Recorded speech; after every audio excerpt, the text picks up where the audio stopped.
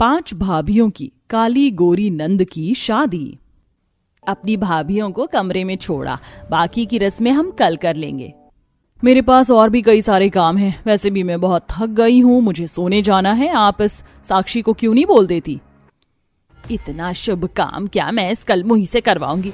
और तू यहाँ खड़े खड़े क्या देख रही है? जा जाकर मेहमानों के लिए चाय बना। और माला बेटा, तू भाभियों को कमरे में छोड़ा। माला मुंह बनाकर अपनी भाभियों को उनके कमरे तक ले जाती है। ये 5 कमरे हैं, एक एक आप लोगों का है, जाकर आराम कर लीजिए और मुझे भी करने दीजिए।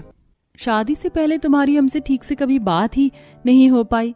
कहने को रंग तो हम 5 का ही साफ है, लेकिन तुम तो बहुत ज्यादा सुंदर हो। हमारी सभी सहेलियों में से सबसे सुंदर नंद हमारी ही है। वो तो होगी ही ना, मैं इतनी गोरी जो हूँ।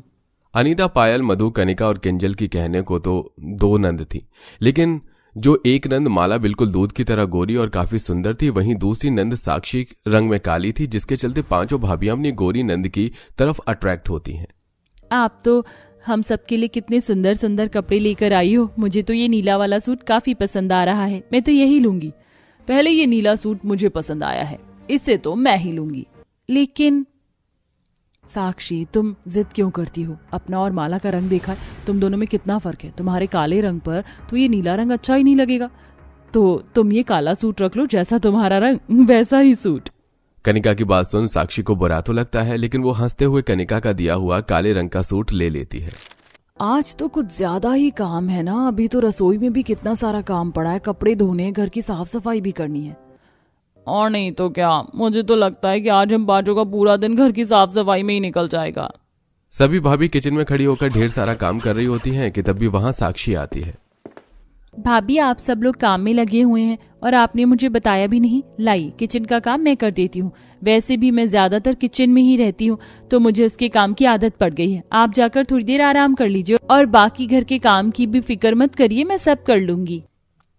तुम्हें इतना ही शौक है काम करने का तो ठीक है, कर लो। और हाँ, सबके लिए 1-1 कप चाय भी बना देना।